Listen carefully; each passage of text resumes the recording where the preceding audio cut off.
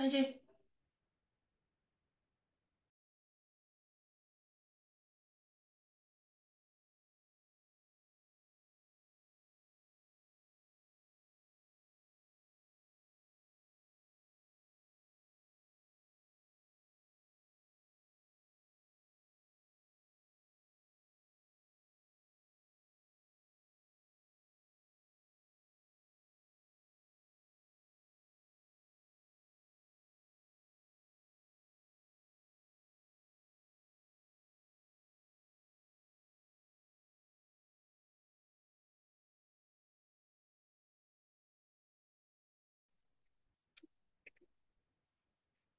Hello.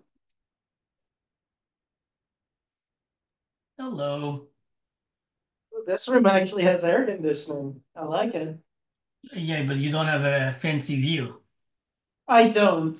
I don't. You get one or the other. Not. Yeah, choose wisely. Are you in the same office, the Yeah. Bay Bridge office? Yeah. It's there. If I just, put on my X-ray vision goggles, I Yeah. can admire the bridge all I want. Do you take BART in? What's that? Do you take BART in? Usually Muni, but Mini? sometimes BART. Like I need to take a bus to a station, just I see. depending on the timing. One or the other is, or I walk. You can walk? But Uh, to BART, I can. okay. That's a long trek. Because Yeah, I think that would be a neat trick. So was yeah, it? I think you said you are in Balboa Park or Glen Park or area? Yeah. Glen Park-ish area. Yeah. Yeah. So that's like far away, yeah. Yeah. So I could walk, but for some reason they want me to like show up at work for more than an hour. Yeah. And I'm not going to spend all my personal time commuting. Hey, So you can be in the VR walking and this is what the Vision Pro was meant for. yeah.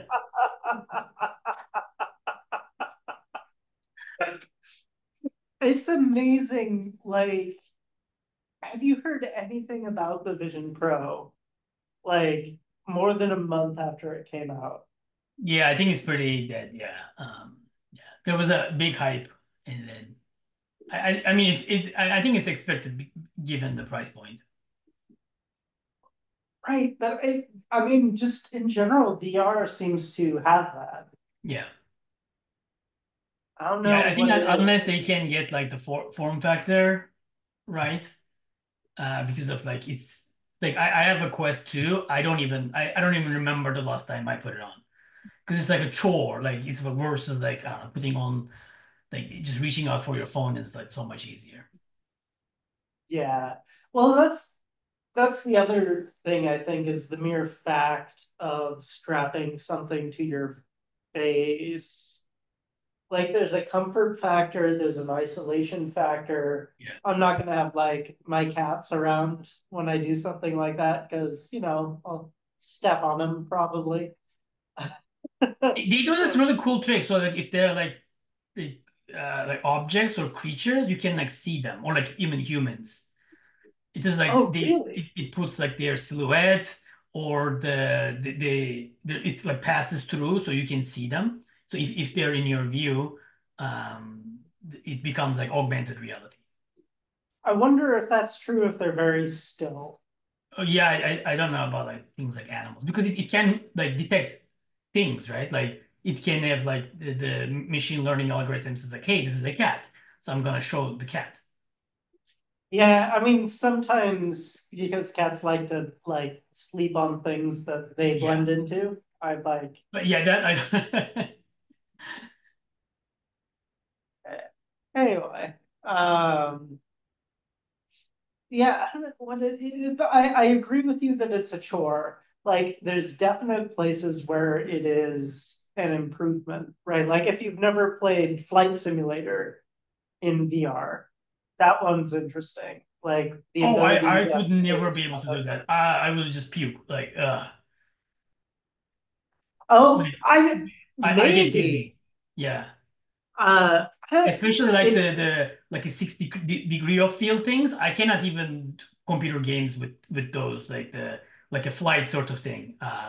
Like X-Wing TIE fighter sort of situation like the You're saying like even with a regular monitor yeah, or even in with a real life? regular monitor, if it's like a 6 degree of field, it's very dizzying for me. Gotcha. Like Okay. like the That's dog fight sort of thing, like where you are like everywhere sort of thing, like you're uh like the flight sort of situations. Yeah. yeah, I mean flight simulator is a little more sedate than a dogfight. Yeah, then that's probably better. I haven't tried that one yet. It's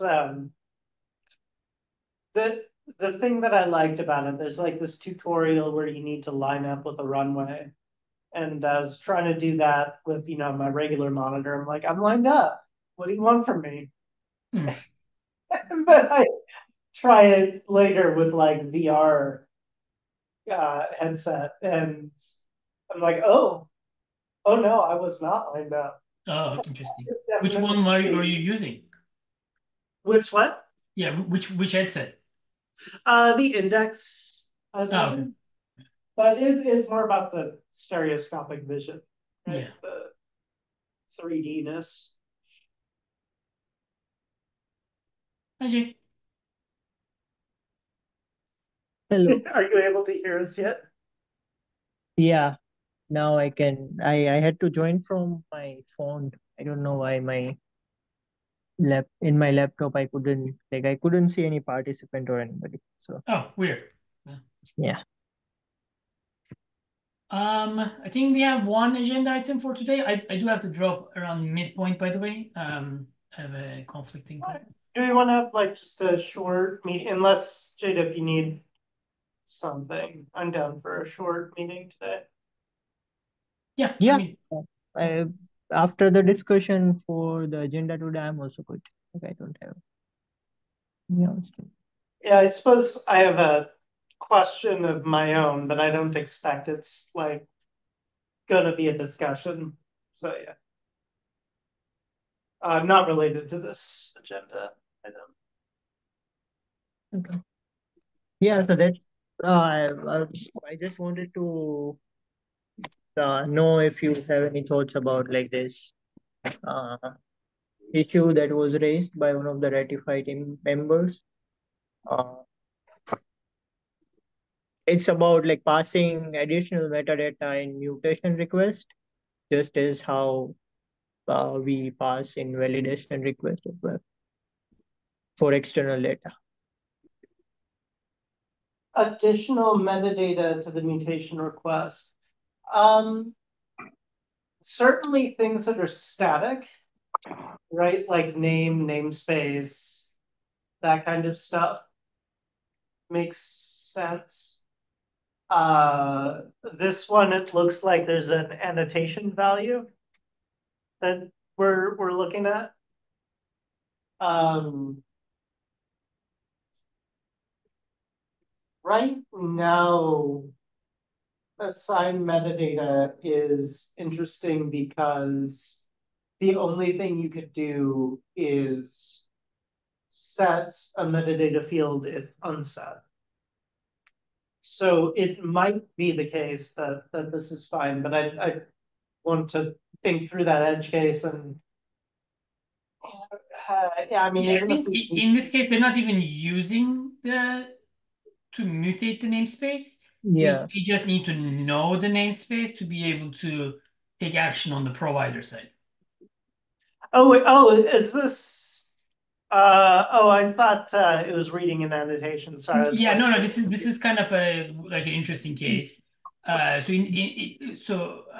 is like not mutating the request, but it's passing to I should say passing additional information to the provider, so that the provider can make decisions based on that.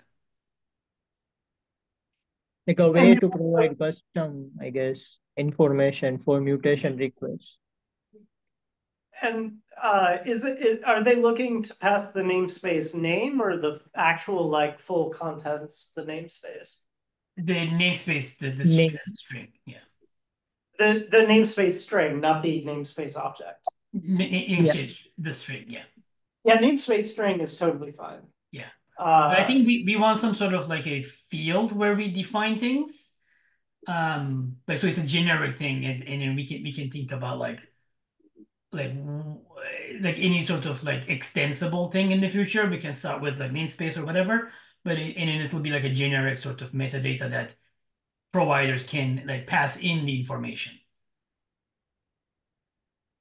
Providers can pass in. Yeah, I should say the gatekeeper can pass into the providers. Oh, okay, Would it, okay, yeah. Like we should have a flexible schema here. Yeah. The request schema that we currently have, it's flexible enough that we can add this to the context we're sending to providers.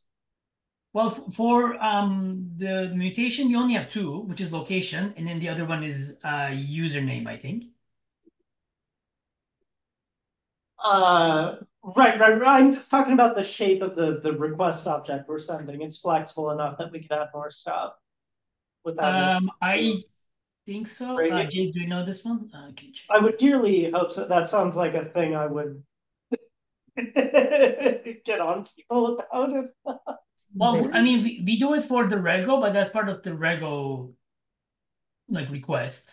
It's been a while, so I need to. Yeah. Was it Um, frameworks? No. It would be in Gatekeeper. yeah, I'm trying to find out. That's what.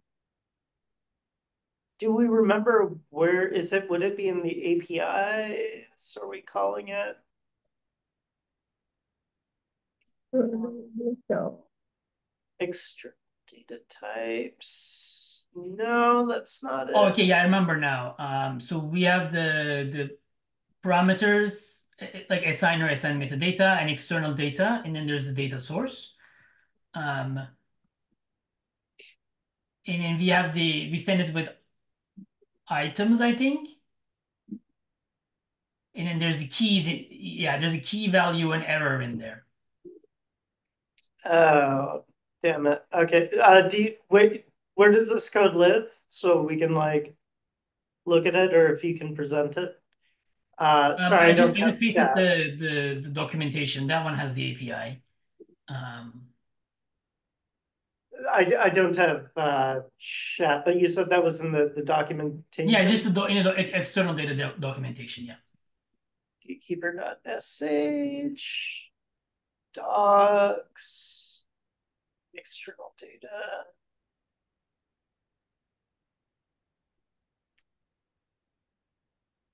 Provider requests keys.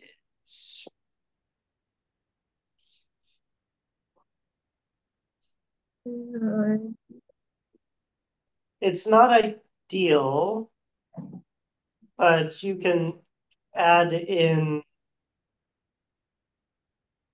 like context by key or something like that. Right. Like I don't know if I'd use the word context, but basically request metadata per key.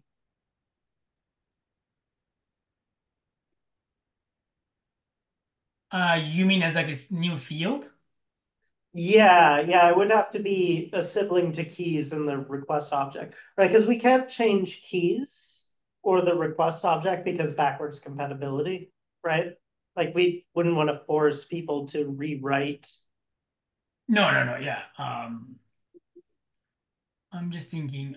For Rego, we can send multiple things. I mean, we do send it, Uh, but for this is for the Rego, mutation use case. I think for mutation we only have one thing that we send. uh, when you say multiple things, I think you mean multiple strings, right? Like we can Yeah, send a multiple list of keys, and strings. then they all can have their own values. yes, That it's like doesn't sound JSON right. object. For Rego, we send JSON object.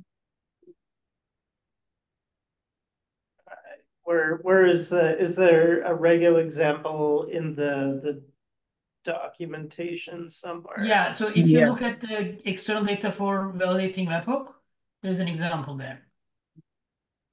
External data for It says like my key, my value.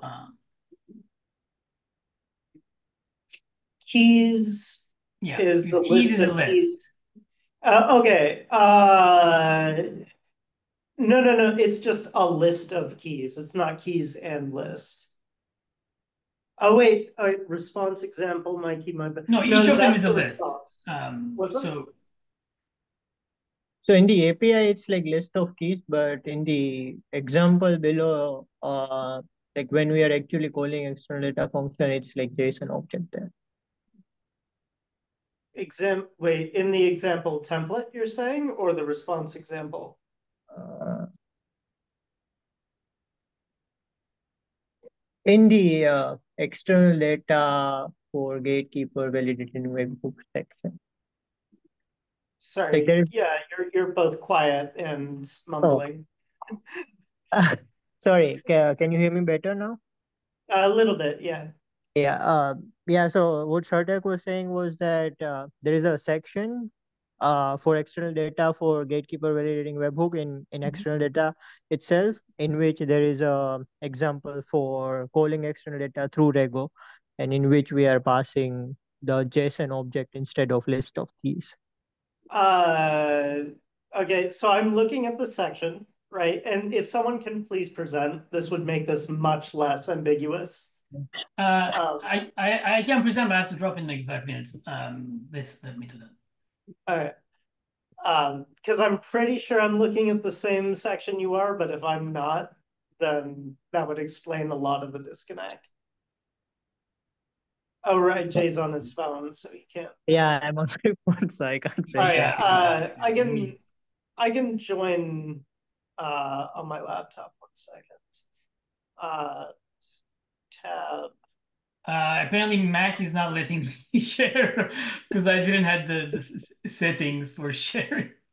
Oh no. All right, let me mute Oh, myself. maybe I can share. Did it work? Yeah, it did. Okay, Yeah. cool. Yeah. Okay. You didn't So want what do me to you restart. Yeah, where this are is you seeing what we it were talking passing on about. an object? Yeah. That is the response Yeah, from no, the I mean provider. this is a list. So this one is basically like my key, another key, and then that Right. key. So that's a list of strings. Yes. Yeah. That was my point. Is that right now the external data function in Rego forms this provider request object, right? Um, and so if we look at the provider request object, or you could look at the function, but provider request is more clear.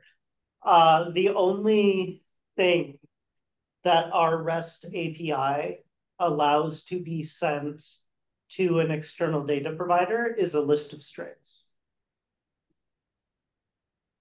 Yeah, so I'm wondering if we could define something like that. So like say in here, say we did like additional data source or something like that, and it have like namespace or something in there. So it adds to the list of string. So it basically resolves what the namespace is and then adds it to that string.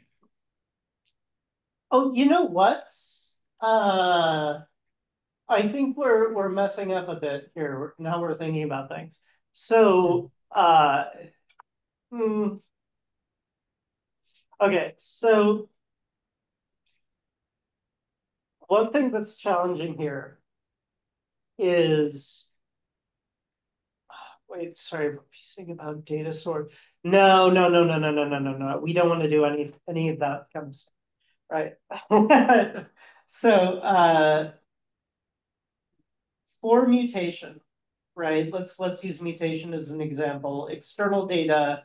If we send out a list of strings, the reason why we're sending out a list of strings is because there's multiple strings that are relevant for that object, right? Like Right. think every image in a pod, right?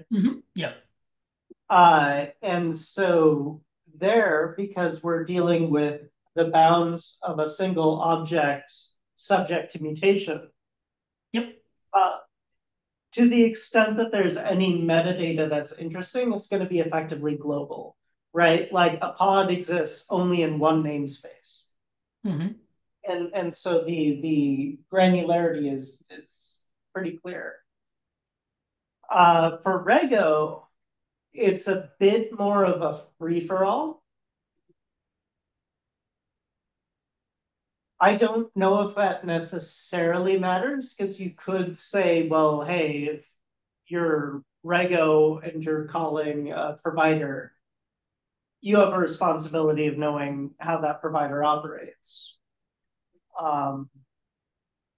But what this suggests for something like mutation is that we want one field, right? Not a per key field, but one field that's just like extra request data, right? Yep. Uh, Sort of like and here, that, right? that Like off the data source here. no, it would not exist anywhere in any kind of config. Where it would exist is in if you scroll to the top of the docs.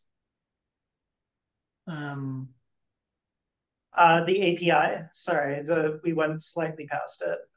Here. The provider request, right? Because that's what we're sending to the external data provider, right? That's where they actually need that data. Right. So if we add a sibling field to keys, right, that is like, I hate to use the word metadata because it's so overloaded, but we Yeah. could workshop a different name later. But if we had metadata as a sibling to keys, right? And by default, mutations sent out some standardized stuff, right? Like, I have to drop now. Jane, would you be able to stay in the meeting? Yeah, yeah. Okay. Yeah. I, yeah. So one thing that I think is clear is that this is not like dead simple to do, but it doesn't strike me as something we don't want to do. Yeah. I don't want to, because Surtesh had something about the configs, and I don't want to be like too dismissive of that because I don't know what his concerns were. Yeah, so I'd be hesitant to like design too much without either him or Rita here. But essentially, what we need is something that allows extra data to be put into the request that goes to the provider. Except And for keys, right? Like something additional than keys. So a additional sibling to field of keys, some sort. not except for keys. Like, Yeah, additional to keys. Yeah. yeah, keys are actually required. Uh, the other problem, though, with metadata, now that I think about it, is caching. Um,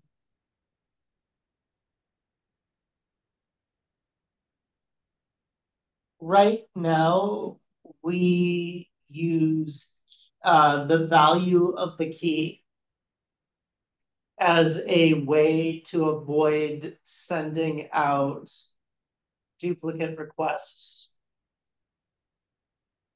right? Because like latency is a pretty big concern with regard to webhooks, particularly mutation webhooks.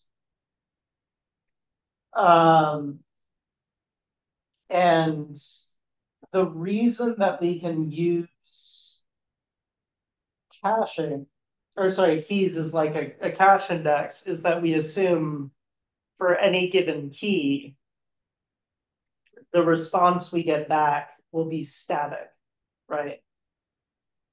And for mutation, there's this extra requirement that keys are idempotent, meaning if you feed a key once into mutation, you'll get a given response. If you feed that response back into mutation, you'll get the same response back. Think converting a Docker tag to a Docker hash, right? Once you have the hash, you'll always get the hash. Yeah, and so if the metadata has the chance to change that property, that's an issue. If we're doing stuff that will just never change, like the containing namespace, that's less of a concern, right? But then that then puts us back into like the Rego situation, right? Well, what are we doing with Rego in terms of the calling stack? And maybe we ignore like we just automatically include stuff that's beyond the control of the user. But there's also then an issue of,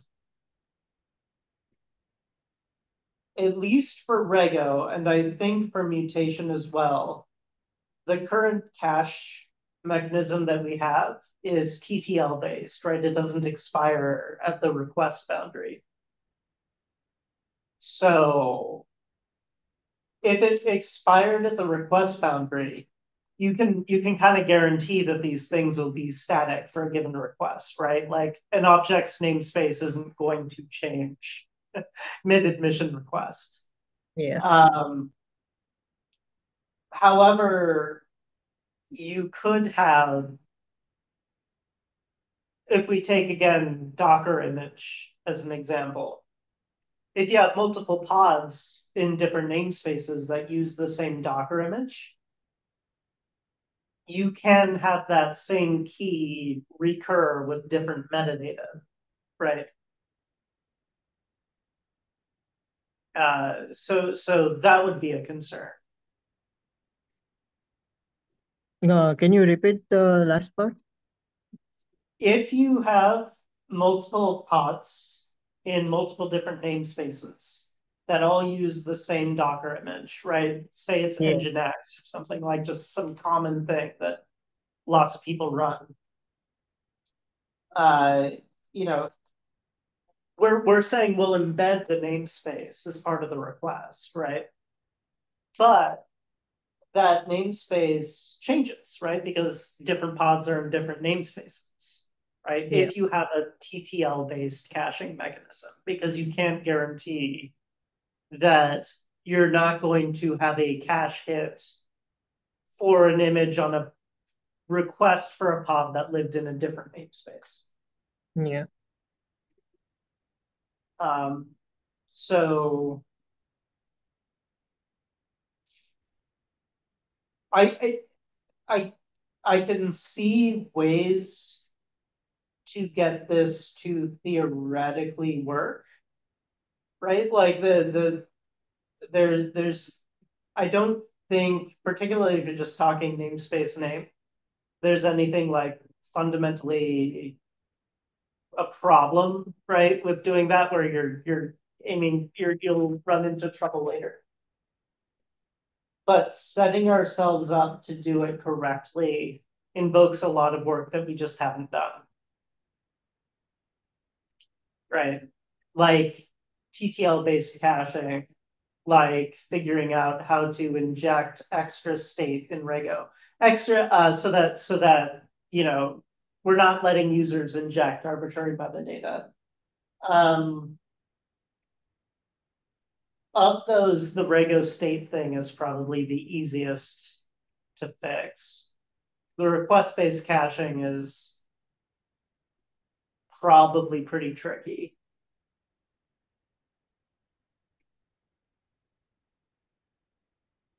Like you would need a separate cache for request, essentially.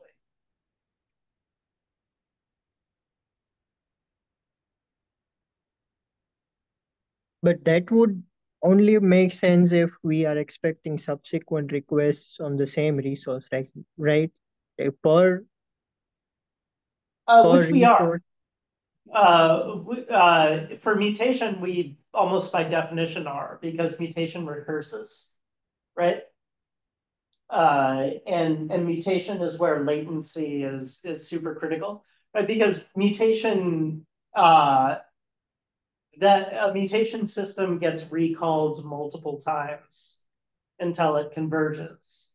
Uh, and No. that's just within Gatekeeper. Kubernetes actually calls mutation webhooks multiple times as well, right? And right now, the TTL cache is actually able to eat some of that complexity. Yeah.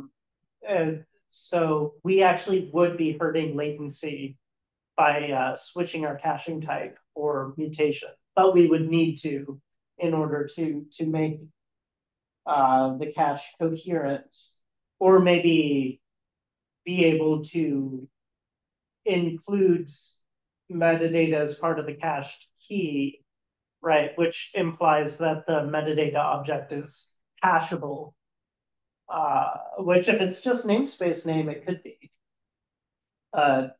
How complex will this namespace object want to grow to be, right? Like, are we looking at trying to create a stable hash of an arbitrary JSON object, which is not impossible, depending on the contents, but harder. At that point, the cache object also gets larger.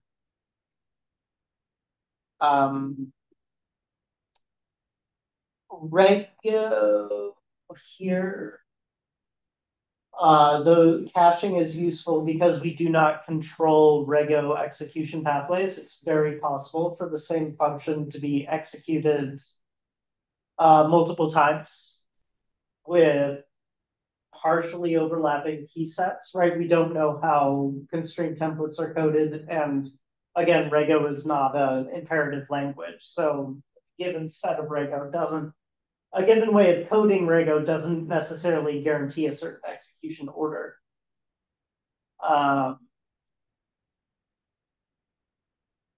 However, we're not as concerned with the reinvocation problem. So I think it's more tractable on the validation side of things. Is all of this making sense? Like, it's very detail dense, but I think all of these are important details. Yeah. I'm not able to follow you completely, but I am getting most of it still. You're getting what?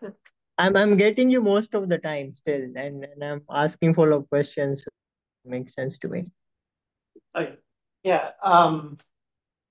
So yeah, the long and short of it is, one, I would be hesitant to like finish out the design without Rita and Sertash. Two, how to actually inject that metadata in something like Rego. Yeah. And three, and the thorniest bit, is how does this affect caching? Which is, again, critical for mutation, because the timeouts for mutation are very tight.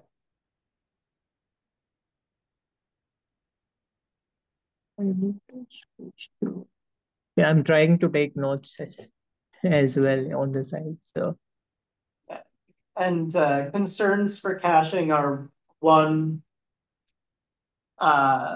if metadata affects the results, then we need to make sure that cache hits take the metadata that is being sent into account in some way. Like, either that is making sure a hash only lives as long as the metadata remains constant, or incorporating the metadata into the cache key. Honestly, there's no or. That's the entirety of the problem with caching right now.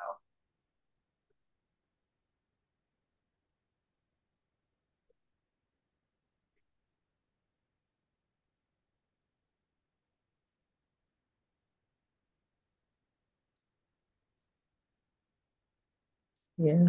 Uh, It's a fair request, but we might be looking at quite a bit of work to actually implement it. implement this.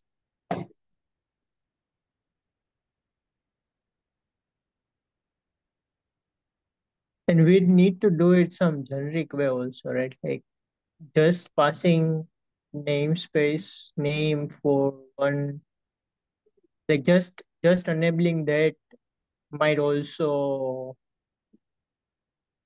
invoke further request about getting something else in the request as well that is not namespace name. So we need to make it generic as well, right? Yeah, well, we would need to have some sort of principled approach to that, right? Like whether that means like here are the kinds of things that we can add, here are the kinds of things that we can't, or mutation external data is actually a different beast than validation, so we can be more flexible with it, or whatever the case is. Yeah, probably the floodgates will open a little bit, but as with anything, I think it is important to balance any one particular use case against the health of the project as a whole, right? Like if supporting additional behavior means, for instance, that now existing users cannot use mutation because they are timing out and we have no way of preventing it. Uh, that feature is not a win necessarily.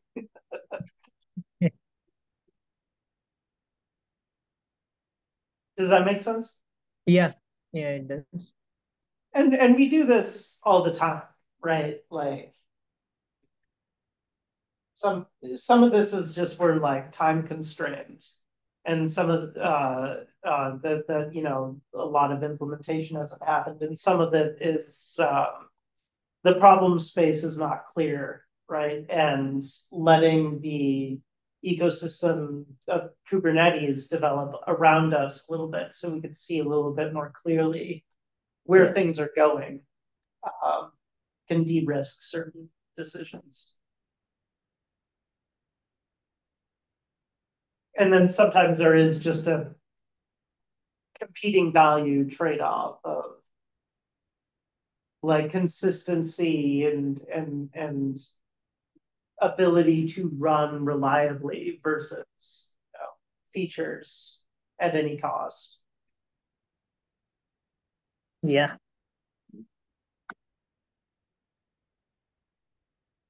Okay, cool. So Anyway, sounds like we need to have more discussions uh, while Rita and Surtek are also present. So I'm gonna take some notes after this meeting uh, so that we can recall the discussions easily next time. Uh, yeah, and the caching thing, that's just a straight up problem, right? Like yeah. if you have any insights on how to solve it, that might streamline whatever discussion. Because there's no discussing that one away. That needs to be solved if this is something we want to do. Yeah. Um, yeah. So right now So it's not an issue just because like we have either username which is static and or value at location which is also but actually, value at location changes for request to request or like mutator to mutator per pod, right? Or per object. So how does that not uh cause so an issue? right now, external data doesn't get any of that. Like, really, really just look at the provider request part of the docs under API. because that is what gets sent to providers. That's like authoritative. Uh, and it's literally just we send them a list of keys. And, now that I'm like paging in all of this old conversations, that was intentional because of the caching issue, right? The fact that keys were simple strings, not objects, and the fact that keys were all we were sending was Yeah. so that we could support caching. And you're right that username and stuff like that is metadata we make available elsewhere for mutation, but that has no bearing on what's getting sent to the providers, which is where caching is Okay. a concern.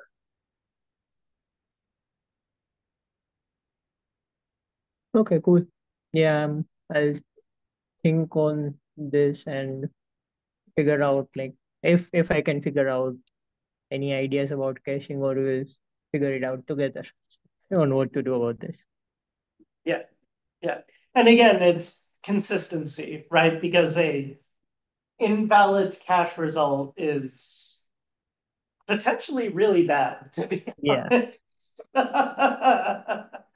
We You don't can want random mutations on cluster. right, yeah. And like just in general with security stuff, anytime you're rendering any kind of decision using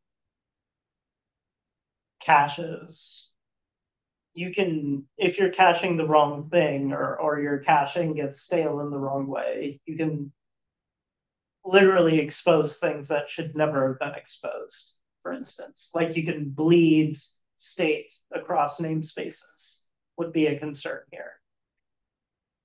Yeah. All right. Any other questions about this topic? No, I don't think so. I don't think we have anything to resolve it right now unless other people are also here. So yeah, nothing from my side. Yeah, so I just had a question about like the VAP salt stuff. Yeah. I saw you saying bump the version, so thank you. I'll I'll do that. Hopefully you replied to my question. I haven't looked yet about like how to bump the version. Um, Oh, you just yeah, I did reply, but yeah, just update the annotation and then run make generate all, which is which will generate library and website and artifact hubs files as well, and that's where we actually have the versioning going on. Um, got it. Okay. So I could do that. Is the cell stuff that I'm throwing out there helpful to you guys? Is it providing patterns that yeah, solve some of I your looked. problems? Yeah, I looked at. Uh, I think you raised one today as well, right? Like PSP or PCP something or the other, and it was useful for allowed capabilities one. Uh, it definitely helps in figuring out how to mock functions through those loop expressions uh, and validate stuff.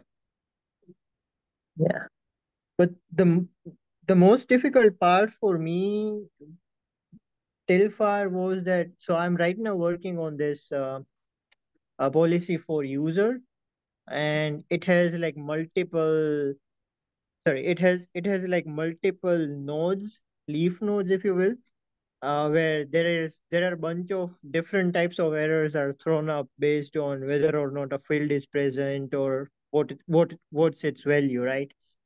uh, and when you have multiple different types of violation messages to generate, like it becomes difficult to uh, divide each and every, like it it it becomes difficult to divide that rego and figure out how to construct that particular message, because from rego, like we can just have multiple functions pertaining to that, and within those functions we can we can just uh,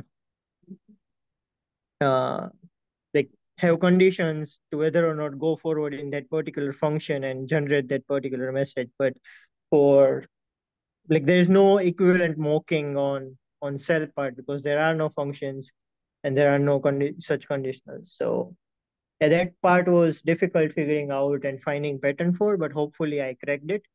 So I'm gonna soon raise that PR and hopefully it replicates the Rego behavior the way intended.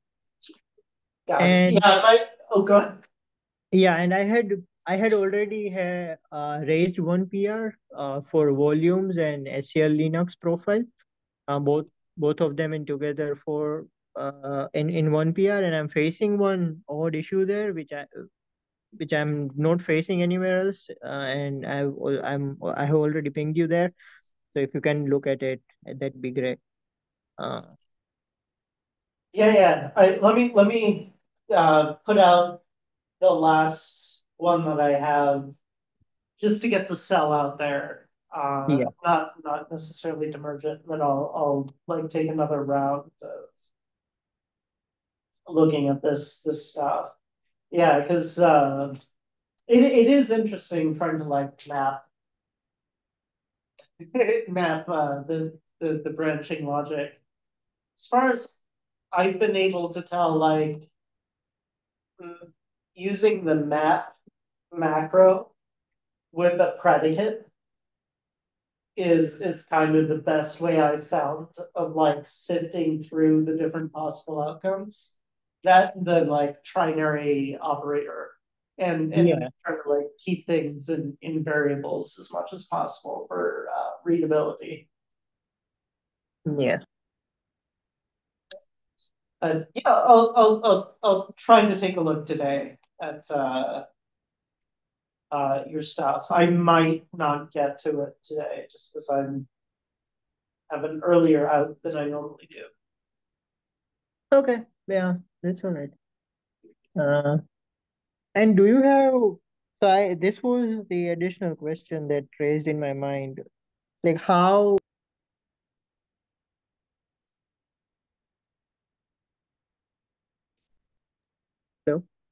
You how what?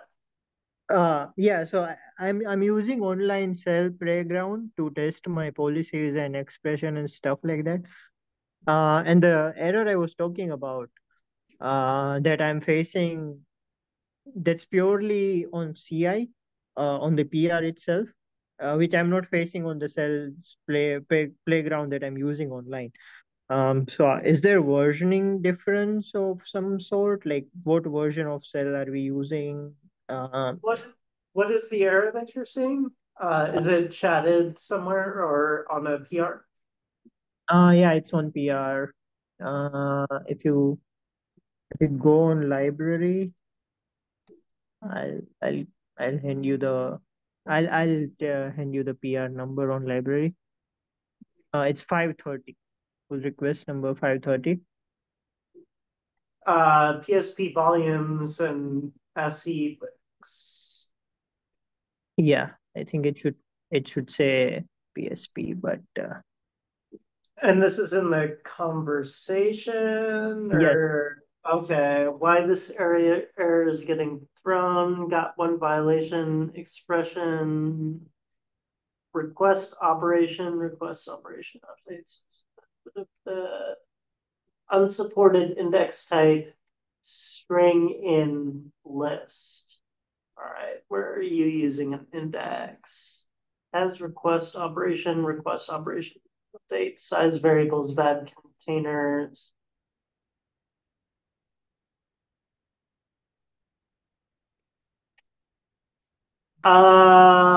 Okay, so it's saying that there's an error in bad containers. This is for SE Linux source.sal.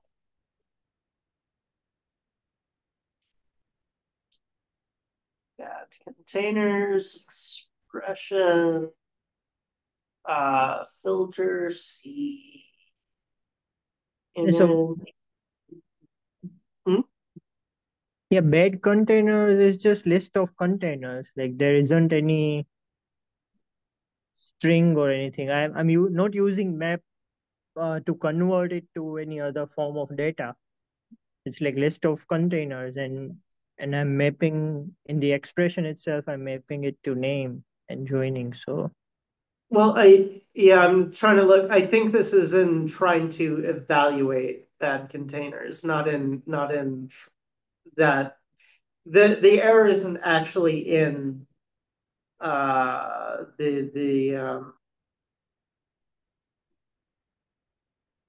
uh uh the validation expression. It's in the bad containers expression. So the question is what? Compositive variable, unsupported index type, string and list. So are you doing any list indexing? And I need to read through the variable here. Right, so SE Linux, SE Linux options, Linux options level. What is role type, sure.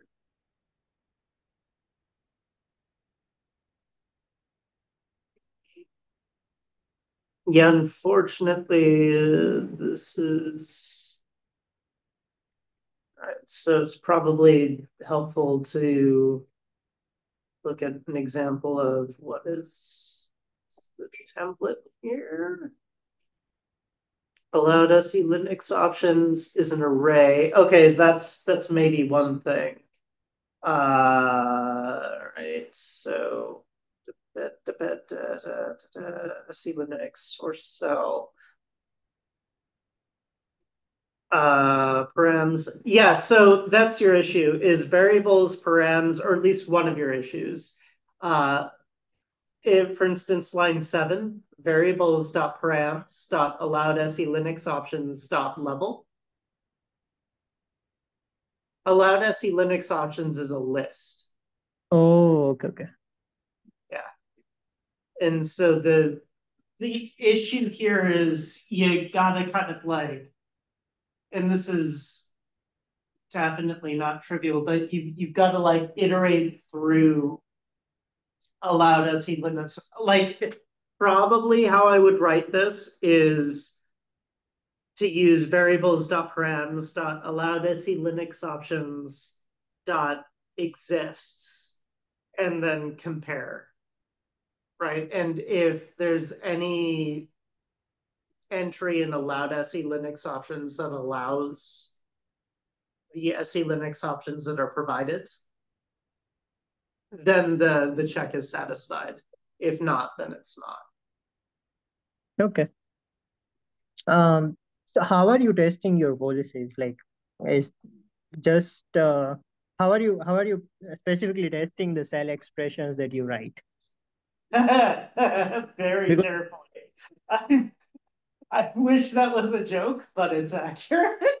because I There's did test this expression on playground itself, and I didn't get any such errors there. So I was confused to begin with, like what, how to pinpoint the error itself, right? So that's yeah, why.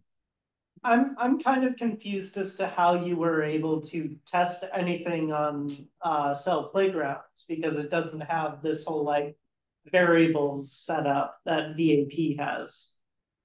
Oh yeah, Uh, so like the instead of any object, I use object, which is the object passed into it. Me, I can't share my screen, but if you go on to Cell Playground, it has like different modes, and in one of which the mode is called validation admission policy, and in which you can pass in objects.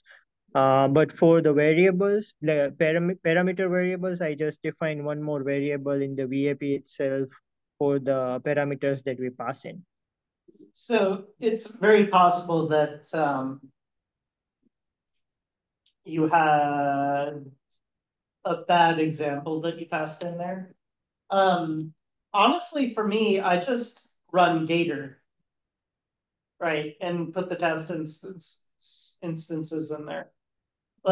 Like, because then also we have better testing, right? So it's like a win-win. I don't need to worry about am I copy pasting correctly or whatever because I get the schema check against the constraint template. Yeah. It has the downside of I need to have a complete constraint template or I can run any tests. Yeah. Or at So least a complete enough, right? yeah.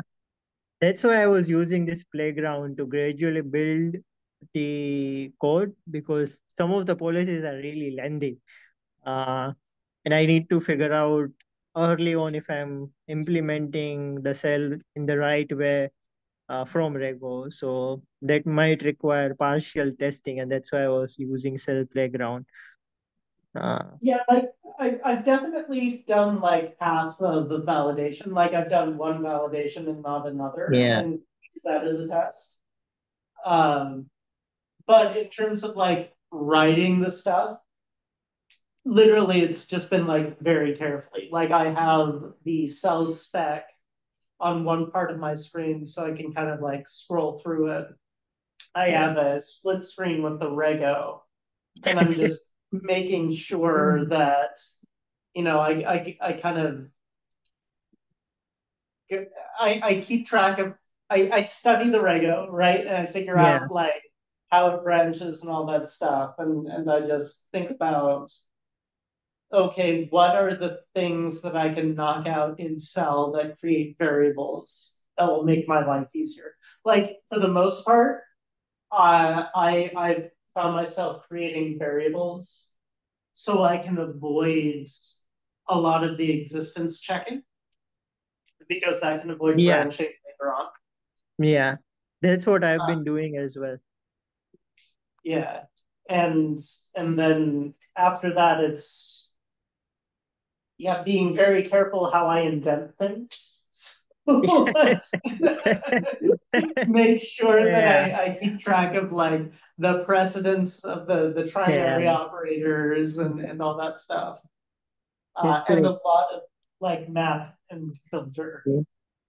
it requires very granular attention to detail Yes. for sure. Yeah. Yeah. I'm sorry. I feel like none of that's like revolutionary. Yeah.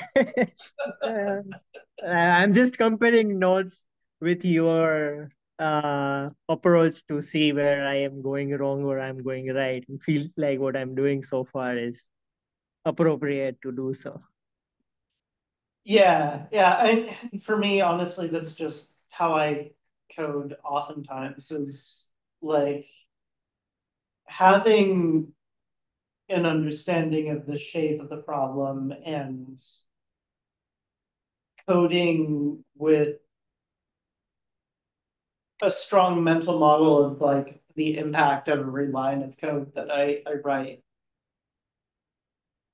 is always just kind of been how I've done things, right? Like I tend not to, as much as possible, rely on the compiler or the checker to stop turning red. Uh, it's certainly nice to have those things, but particularly in this instance, we just don't. Yeah.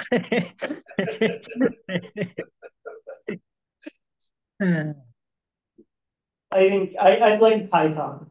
I started with writing Python back in the day. Yeah. Doing it in Vim. So having it just work. This feels similar to that. I'm gonna lose the room. Yeah, that's all right. Cool. Thanks for the discussions. I'll I'll keep this topic for adding metadata in the loop so that we can discuss it next time as well. Cool. Cool. Good Goodbye. talking with you. Bye. Bye.